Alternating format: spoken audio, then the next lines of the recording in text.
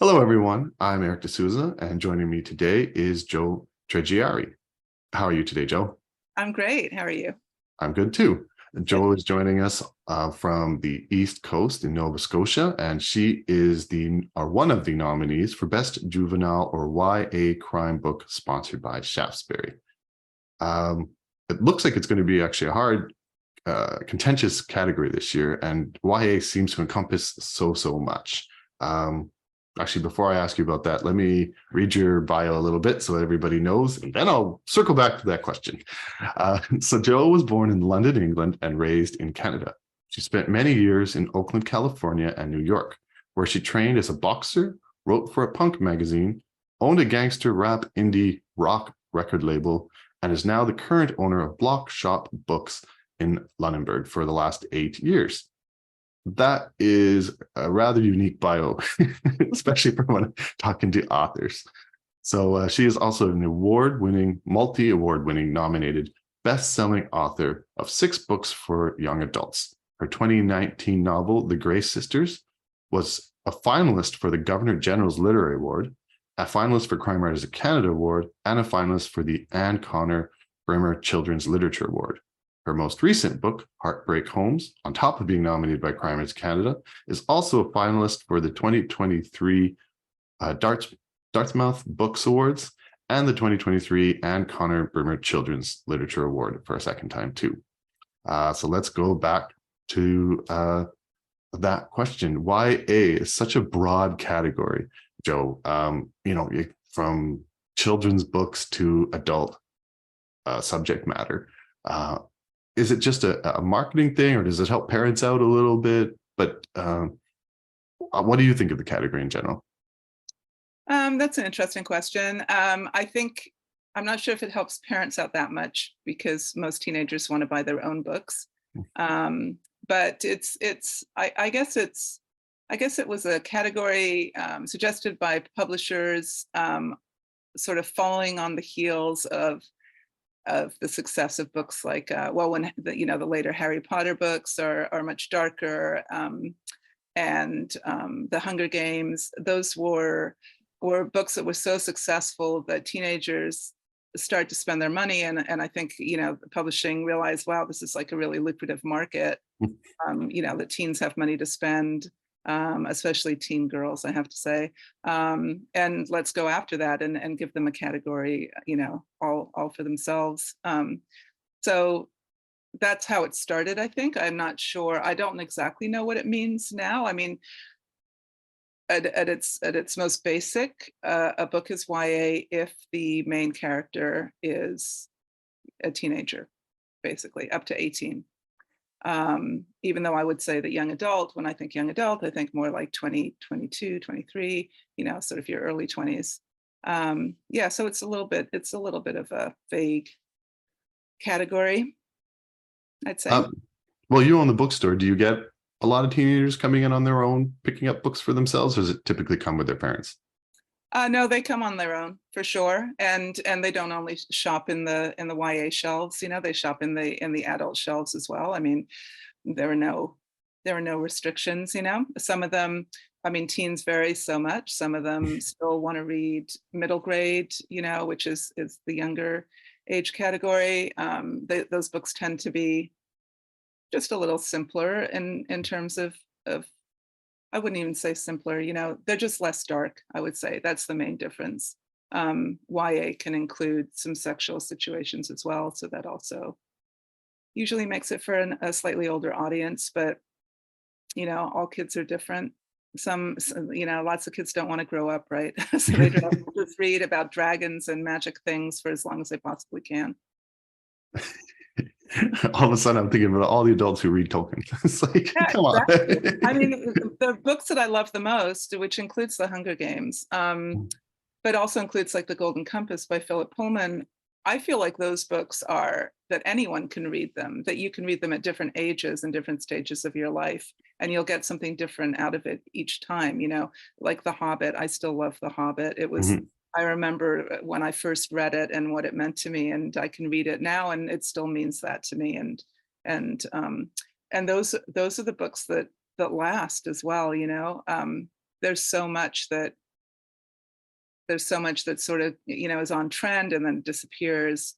I don't think any writer wants to write books that like are only around for 6 months and then they're gone, you know?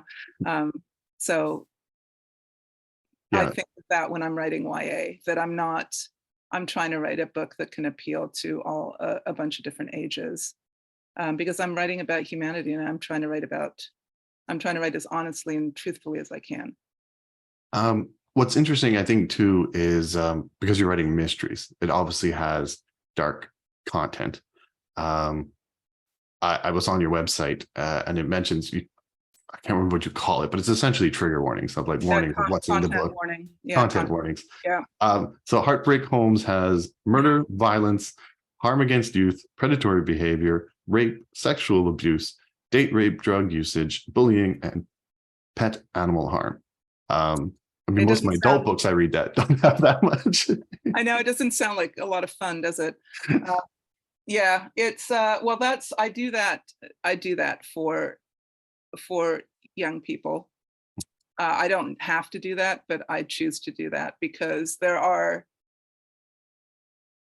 I don't include those in my books. There aren't trigger warnings on the cover of my books, and things can trigger people, and I want to make sure that even though it's just the written word, that it's not going to upset someone or traumatize somebody. So that's why I do that. I know when you list them all out like that, so I'm very careful. I list everything, even if it's only a suggestion or, Okay. it's not, I do not write graphically about all those things. But they are there, and readers vary, in their sensitivity and what they find scary and what they don't find scary. You're also nice enough to say, let me know if you'd like me to add anything to this list. And my first thought was, is there anything left to add? But then I read some of your other content warnings for your other books. I was like, oh, okay, there's a few things that aren't there, but there's more. I read the first 3 chapters of your book, and the one thing I didn't see, and maybe it appears a little later on, but I didn't see any swearing.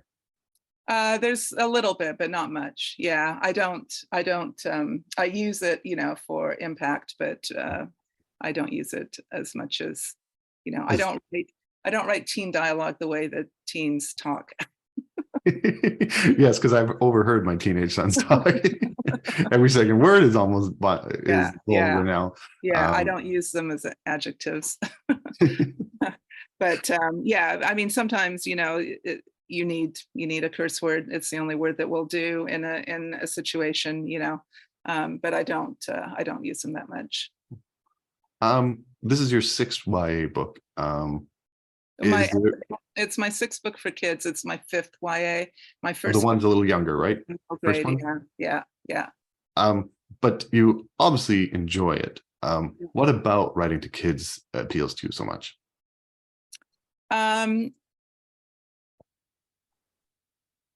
It's a weird one, and the book I'm working on right now is an adult book. Yeah, but I think it's just that there's a lot of energy and excitement in writing teen characters because they are everything that they're experiencing, which are things that all humans experience. They're experiencing them for the first time. So there's like that urgency, and I still remember being a teenager and how everything was so big, right? It was so huge. There were no small hiccups. They were all massive. Like, my life is over. It was that kind of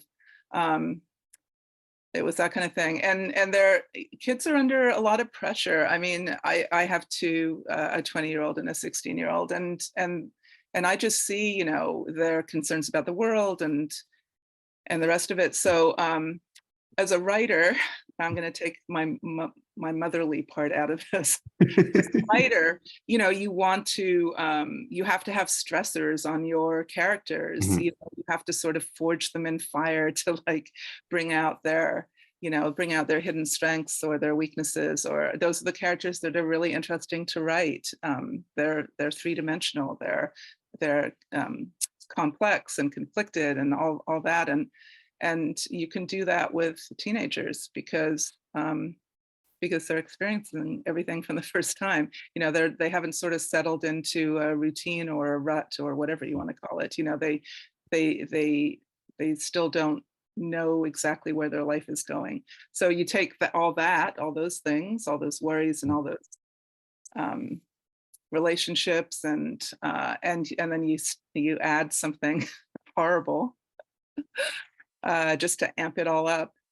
And I find that really exciting to write. So even when I'm not writing for kids or teenagers, that sort of tension, that sort of ebb and flow, and cranking it up, that's how I like to write.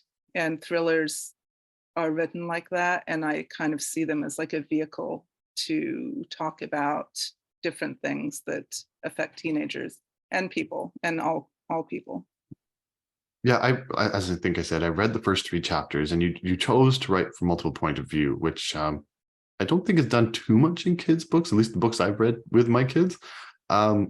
And the tension's there for all 3 of the characters. But is there a reason why you wanted to tell this story in 3 voices? Yeah, so my last book, The Grey Sisters, was the first time I wrote in multiple POV. Actually, the book before that I had 2 POVs, but The Grey Sisters I think has 4, and Heartbreak Homes has 3. So I think it just works really well when you're writing mysteries, because